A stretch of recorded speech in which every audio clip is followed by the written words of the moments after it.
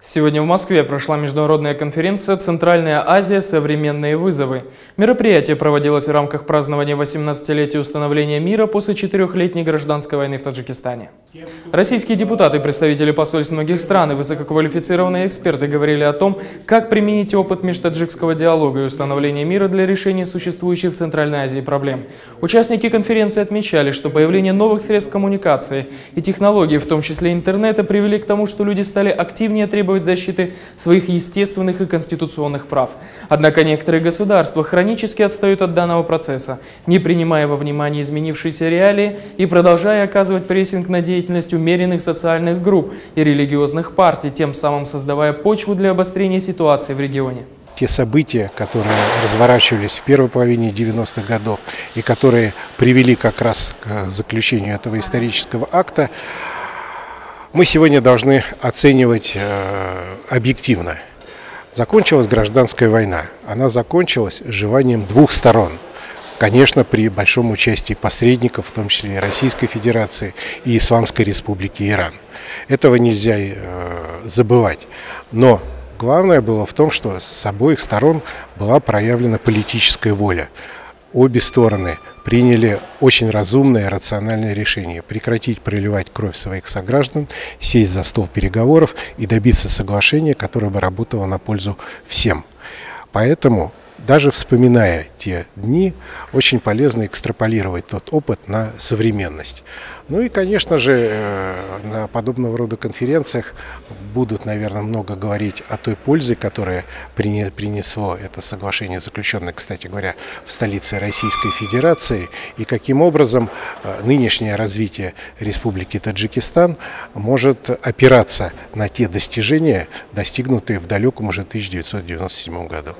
Конференция неожиданно была очень интересной и по составу участников, и по идеям, которые были озвучены. Я думаю, что, безусловно, то, что тут здесь говорилось, надеюсь, будет услышано и в российских, и в таджикских, душанбинских, и московских коридорах власти. Во всяком случае, хочется на это надеяться. Конференция показала очень интересные подходы разных ее участников и к оценкам ситуации в Таджикистане и в Центральной Азии шире, проблеме ИГИЛ, восприятие ее. Я думаю, очень интересно было участие в конференции иранского представителя.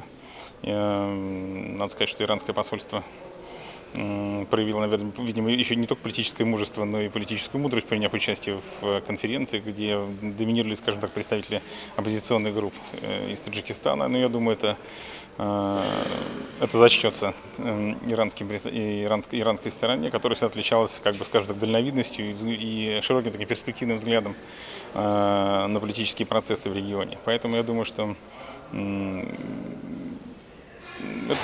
эту идею сделать эту конференцию, скажем так, постоянно действующей, видели с постоянного семинара на той или иной площадке или какие-то иные формы найти ее постоянного участия. Я думаю, это правильная идея, интересная, она будет поддержана. И то, что на самом деле в ходе этой конференции прозвучало минимум 2 или 3 предложения, на чьих площадках дальше продолжить работу, в каком формате вот эти участники должны дальше собираться, это показатель того, что конференция была успешной, люди в ней участвующие и наблюдающие за ней хотят продолжения диалога, и я думаю, что это состоится. Безусловно, необходимое мероприятие, просто в силу множества причин. Основной из этих причин, на мой взгляд, является то, что, к сожалению, для Центральной Азии, для всех 5 центральноазиатских государств в разной степени, но в принципе одинаково, к сожалению, все больше и больше актуальной становится многочисленное количество разнообразных вызовов и угроз. Их не становится меньше, их становится только больше. Ну, это то, что на слуху, это и исламистский радикализм, это и вопросы, связанные с экономическими трудностями, вопросы, касающиеся межгосударственных отношений, гигантское количество проблем, о которых, в принципе, и так все знают. Российского экспертного сообщества, которое занимается Центральной Азией, она варится во многом в собственном соку. Чаще можно услышать мнение по тем или иным проблемам Центральной Азии от коллег где-нибудь в Германии, в Вашингтоне или в Брюсселе. Не хватает диалога именно с партнерами из самих центральноазиатских государств. Я имею в виду, не хватает российскому экспертному сообществу. К сожалению, мы встречаемся чаще на площадках за пределами стран СНГ. В том числе и с нашими коллегами из Таджикистана, Казахстана, Киргизии.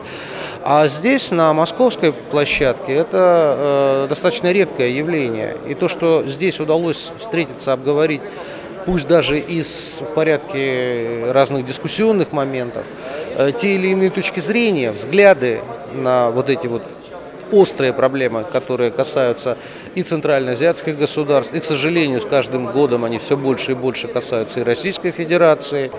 Это большой плюс, это следует только приветствовать на самом деле. Реальная динамика внутриполитической ситуации в Таджикистане говорит о том, что поводов для оптимизма, честно говоря, очень мало. Мы сегодня собрались на конференции, посвященной 17-летию подписания межтаджикского мира. И я считаю, что на данный момент актуально реанимировать этот диалог. Но, к сожалению, наверное, это невозможно сделать на межгосударственном уровне. Поэтому мое предложение заключается в том, что, тем более, содержание нынешней конференции показало о конкретном содержании противоречий между властью и оппозицией в Таджикистане.